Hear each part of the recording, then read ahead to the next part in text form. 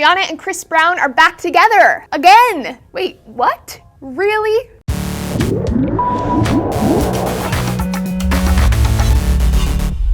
Hey everyone, I'm Laci Green. Welcome to DNews. Before I jump in, for those of you who may be triggered, this video will contain graphic descriptions of abuse.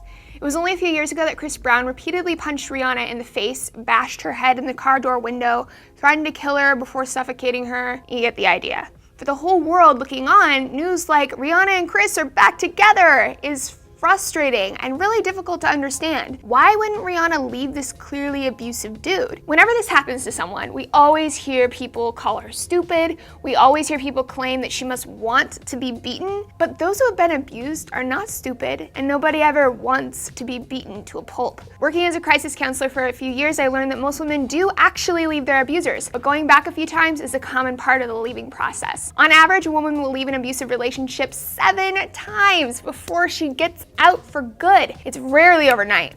This phenomenon has been studied for decades, and it's well understood by the APA. Let's look at some of the main reasons why women return. One of the main reasons women go back is because relationships don't start out physically abusive. The most common abuser profile is a charming guy. You'll often hear third parties say, "Him?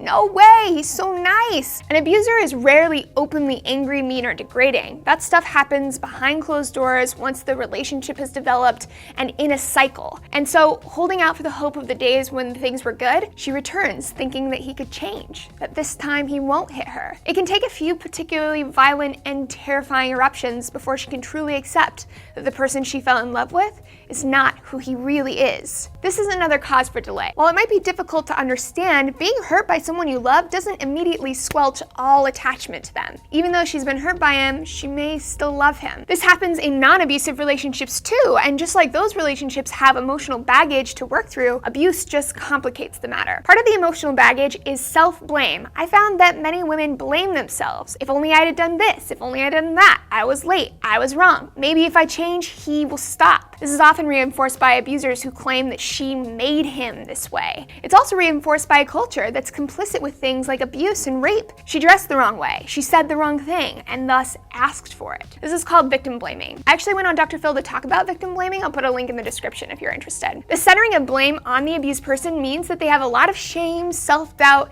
and even embarrassment to work through first. Shame and embarrassment is especially common for male survivors of abuse. Another common reason, though not for Rihanna, is dependency on the abuser. There was a woman that I worked with whose husband wouldn't allow her to get a job. He felt that the man should work, and he was also crazy jealous and couldn't bear the thought of her working with other men. And so she didn't have any work experience and was completely dependent on him. They also had 2 kids that she was unwilling to leave with him. So getting out meant finding a way to move out on her own and support 2 kids with no job, no experience, no car, and in total isolation. It wasn't until he broke her arm that the police intervened and she was referred to us, but even then, that's not the end of her story. Social services themselves can be a mess to work through. If you ever needed them, you know what I'm talking about. So these are some of the reasons, but there are a lot more. The reality is that abuse is complicated, more complicated than we'd like to believe. The pieces that we do see outrage and then confuse us. How could he do that? Why would she do that? And then we draw dangerous conclusions. Bad man, but man, she's a stupid woman. And then we collectively end up abusing someone who's already being abused. The best thing that we can do to stop this cycle is to reach out a hand and support survivors in an informed and compassionate way, all throughout the very long, tumultuous process of getting out. Thanks for joining me for DNews, guys. We'll see you again soon.